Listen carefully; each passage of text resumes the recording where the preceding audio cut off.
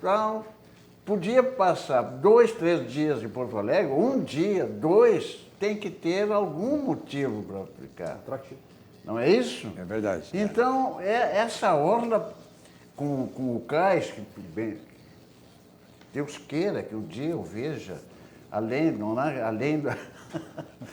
desse projeto que está em curso já, mas o cais todo se transformando num local de desfrute, de turismo, de restaurantes, enfim, nós merecíamos isso e merecemos, mas com a iniciativa privada, com as PPPs. Com certeza. Vocês têm toda a razão. E eu estou aqui diante de 2 experts.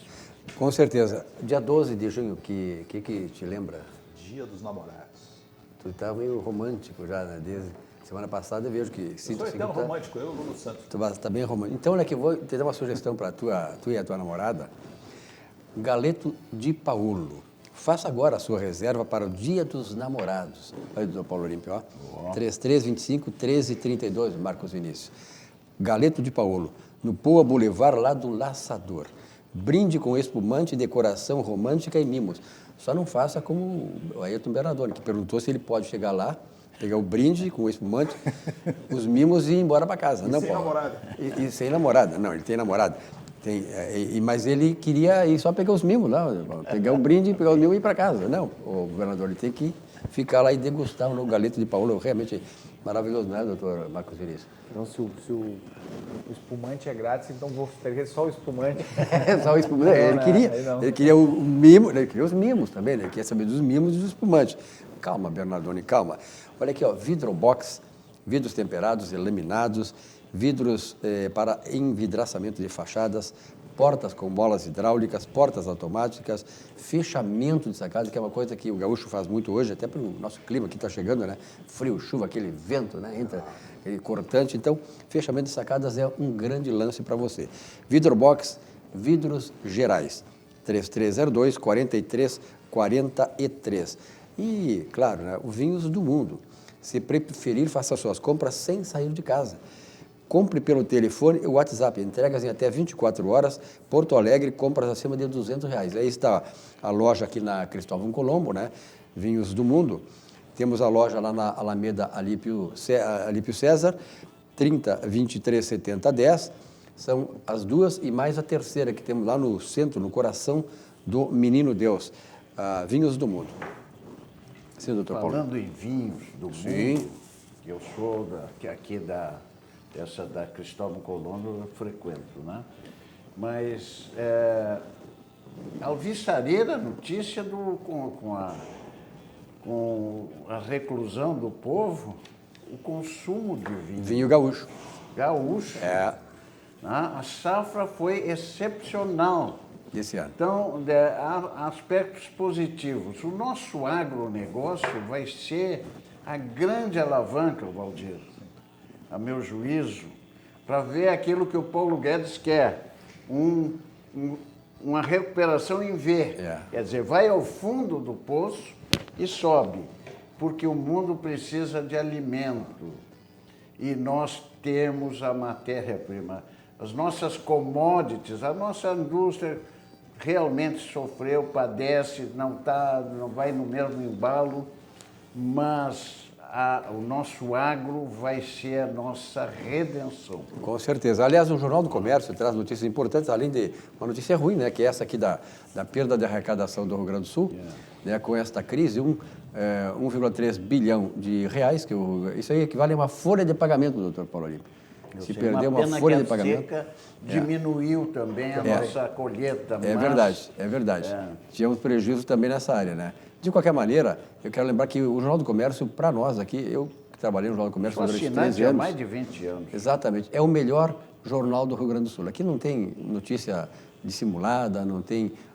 Aqui tem o lado da notícia, a notícia como ela é, a informação correta. Não é como outros jornais aí que usam os seus papéis, usam a sua coisa para fazer politicagem.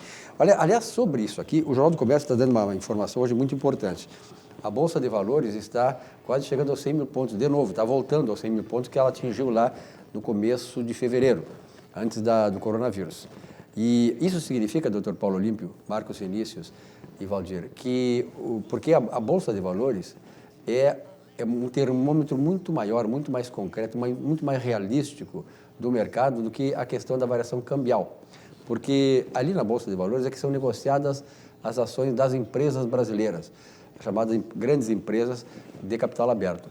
E essas empresas, elas têm informações que elas passam para o mercado sobre o futuro do país, as perspectivas que o Brasil tem. Quando a Bolsa está subindo, significa dizer o quê? Que os empresários estão passando essas informações de que nós vamos recuperar isso, né, Valdir? Inclusive, hoje saiu o IPEA, né? Lançou um dado aí de uma redução de 6% do PIB brasileiro nesse ano de 2020. O pior mês, segundo o IPEA, foi abril. Em maio já se percebe o crescimento de alguns indicadores que são muito importantes de retomada, como a energia elétrica, por exemplo, consumo de gás, o próprio mercado automotivo começou a retomar. Tá? Então, assim, esperamos que não haja um retrocesso, né, doutor Paulo Olímpio, em relação à questão da pandemia, mas o país deve ter uma retomada aí agora, sei lá, terceiro trimestre, quarto trimestre, mas mesmo assim vai fechar. Pois não, doutor? Não. Eu só quero continuar depois.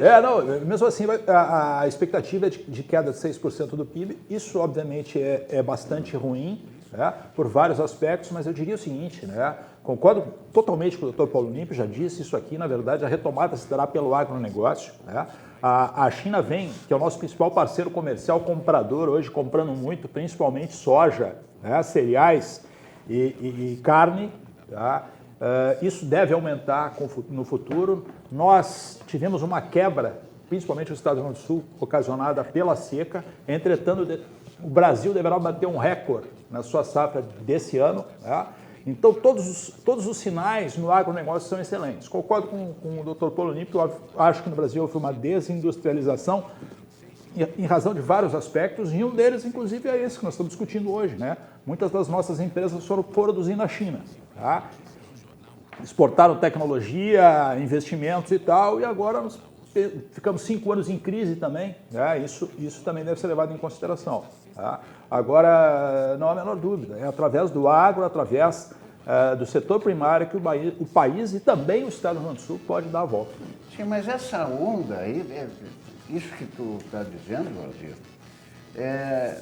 a gente conversa aqui, estamos difundindo nesse canal aqui, uma palavra de otimismo, de esperança. O que é raro no meio de televisão, de confiança, mas essa onda de pessimismo, esse negativismo que graça nesse país, por que esses aspectos, olha o dólar, que esteve lá no 6, já baixou de 5, a Bolsa reagindo. Fechou em 4,30 hoje. O Trump, que não é nada bobo, quando os índices do desemprego começaram a cair, ele foi a primeira coisa, a Bolsa em Nova York reagiu, foi a primeira.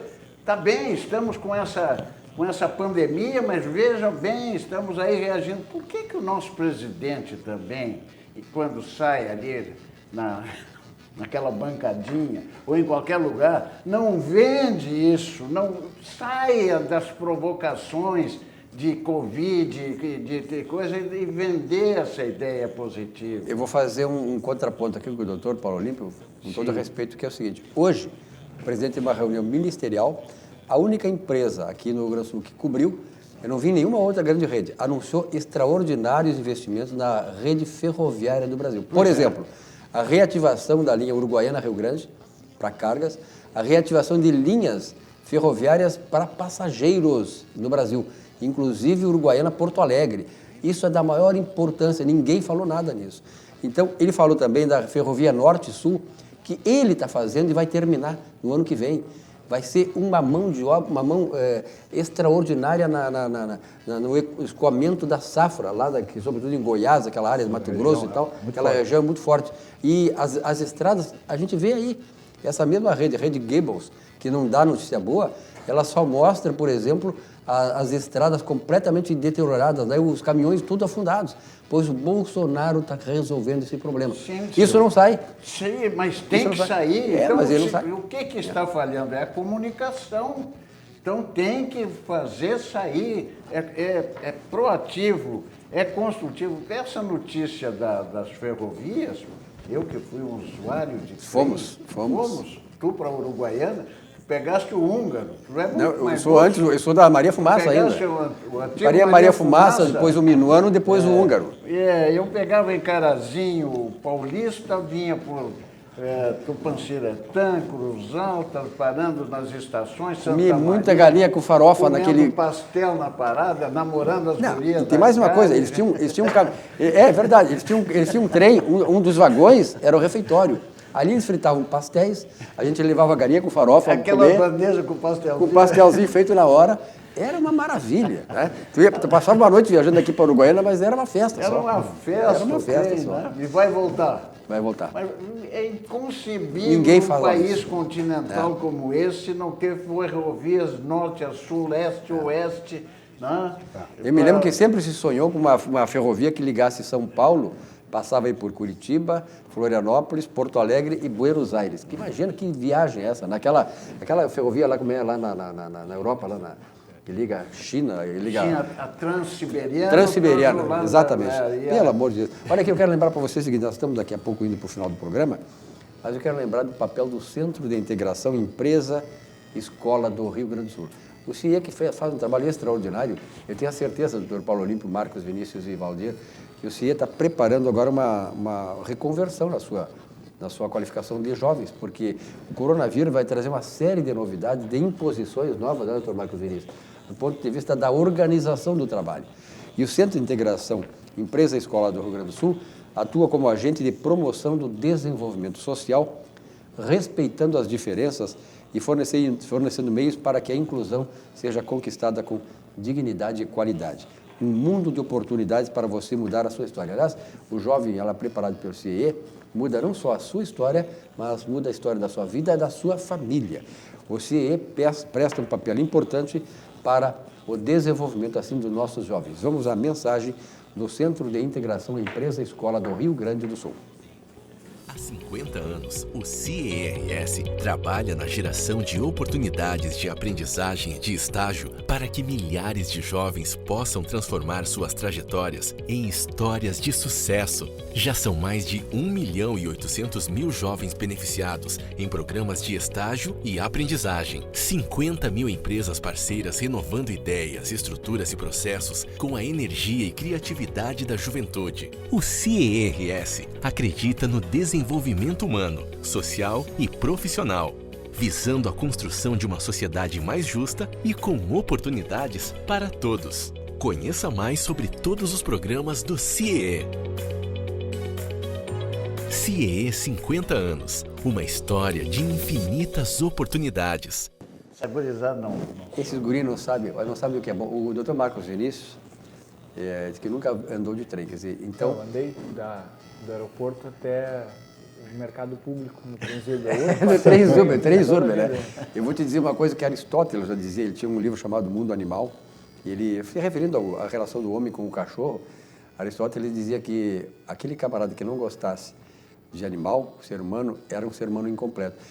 Quem não andou de trem é um ser humano incompleto.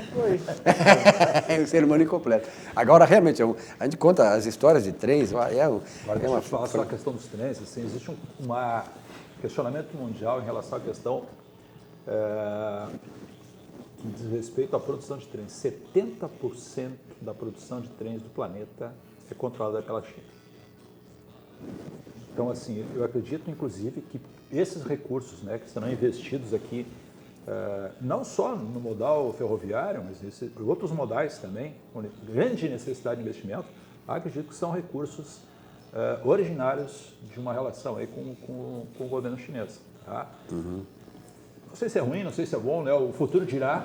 Tá? Eu sei que é uma necessidade de nós termos outros modais que não seja apenas o rodoviário, né, que representa 89% no Brasil, das cargas do Brasil só pelo rodoviário. Tá? Então, eu acho que isso é uma necessidade. Tem que inverter isso, né? Pelo A menos... Norte Sul começa a operar em 2021, já? Sim, é uma coisa extraordinária que vai aliviar. Aliás, tu falou aí na China, o chinaredo está mandando em tudo que é lugar, então, né? Não sei. Está dizendo aí? É da China? Como é que O chinaredo está mandando em mundo inteiro aí, então. Eu acho assim, eu Também vejo, não dá para diabolizar a China. China, Né? Quer dizer, nós queremos investimentos aqui. Precisamos, né? Precisamos. Que venha. O problema da China, eu vejo assim, a questão meio um pouco ideológica, eu sempre disse que a eleição de 2018, ela nos permitiu ver com clareza a ideologia que está por detrás de tudo isso aí. Eu até lembrei que essa semana aqui que a ideologia, ela foi criada a partir da Revolução Francesa, por um filósofo francês chamado Antoine de Tracy. Ele criou essa ideologia para sustentar as teses filosóficas e políticas do mundo todo. Lenin, depois Stalin, Trotsky e Nikita Khrushchev na Rússia, Dr. Paulo Olímpio, eles estabeleceram uma série de teorias sobre como tornar o comunismo mundial. E eles estabeleceram o seguinte: não, nós não vamos agora para uma guerra, nós queremos agora conquistar as nações não comunistas através de quê? Criando, segundo a teoria do Lenin, criando chamados espaços vitais dentro das economias não capitalistas. O que são esses espaços vitais? É o que a China está fazendo. Ela está fazendo, como a Rússia tentou fazer aqui no Brasil, e em 64 deu para trás, ela está criando espaços nas universidades, nas instituições, na política e tal, e isso vai dominando o mundo. Lenin tinha razão. E é isso que eu digo assim, o grande perigo que nós corremos, doutor Paulo Lima, não sei se eu vou viver tempo para ver isso concretizado ou não, é que isto se torne um país sensível a ser dominado pela China. Aliás, a China, o único camarada louco que conseguiu vencer a China foi aquele, como é o Gengis Khan.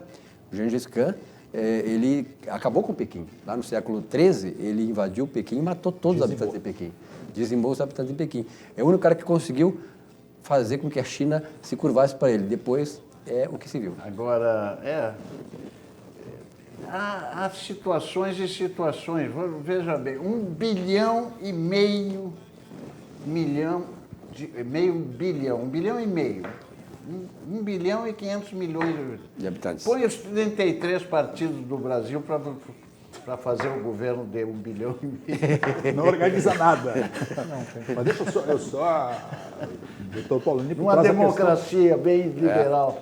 Mas não tem como governar um país daqueles se não for dessa forma. Né? Agora, o doutor Paulo Olímpio traz a questão do Bolsonaro. Né? O Bolsonaro hoje divulgou a continuidade por mais de 2 meses desse auxílio emergencial. Isso tem difusão, tem coisa? Pois é, mas aproveitou para provocar o Congresso, né? Dizendo o seguinte, que está sendo pressionado pelos deputados e tal, pelos políticos, para que sejam R$600, ele acha que não chega lá, né? Seriam talvez 300, mas que, caso eles abram mão, então, de metade do seu salário, então ele vai ter que fazer um esforço aí para que sejam... Tem que dar uma alfinetada, né? E aí já veio o Rodrigo Maia, e já aproveita e tripugia em cima, né? Eu acho que o Bolsonaro, em tese, ele tem razão. Né? Por exemplo, tu vê o Judiciário fazer algum esforço para ajudar na questão financeira para passar essa situação? Tu vê o Congresso concretamente fazer isso? Por exemplo, o Nhonho, qualquer coisa que acontece no Executivo, o Nhonho vem, por exemplo, aquela questão que ele falou essa semana, né? Sobre qualquer atitude que o Bolsonaro queira fazer, ele é contra. Né? O Bolsonaro pensa fazer uma coisa, ele já dá restrições, não, tem que passar pelo Congresso. Ele não cansa de dizer que o Bolsonaro, porque viu as contas públicas, ele diz que do ponto de vista fiscal, que ele poderia dar esse auxílio emergencial era R$200.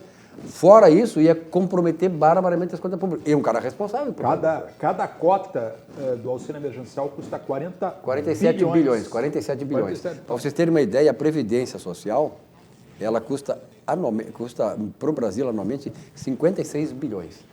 Tá? Sobre o auxílio emergencial, eu queria também aqui fazer uma colocação, porque eu sou um cara que vem de uma cidade pequena, né? Fui prefeito em Sentinela do Sul, cidade onde todo mundo se conhece. Hoje resido em Tarpo, cidade onde também todo mundo se conhece. E tem uma vida política ativa ali nos municípios da chamada região Costa Doce, né? Camaquã, Barra do Ribeiro, Sertão Santana, e conheço muita gente por nome, sobrenome, sei quem é a família.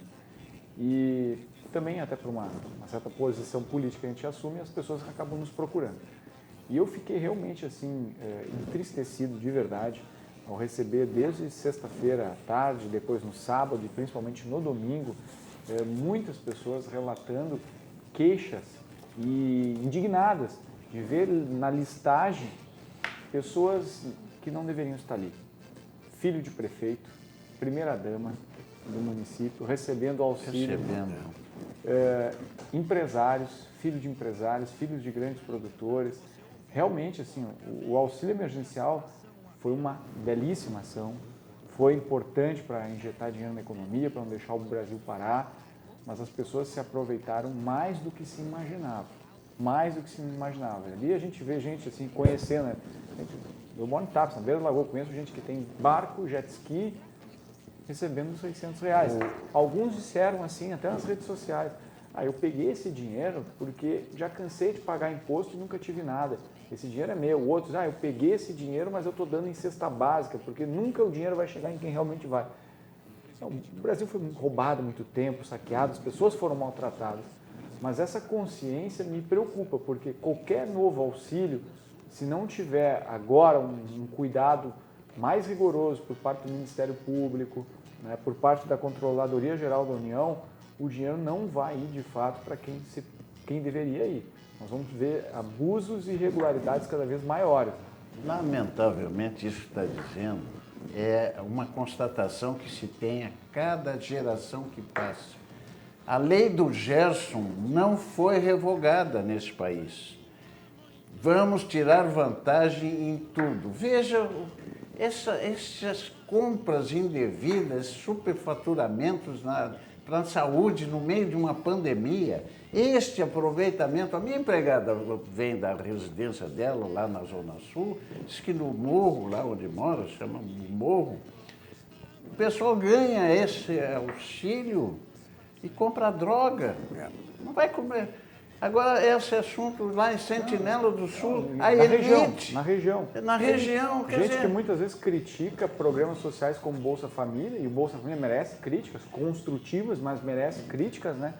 Pessoas que têm uma posição contrária a medidas de apoio, né, de renda mínima, né, tirando proveito nessa situação. Então, eu vi com muita tristeza e com muita indignação.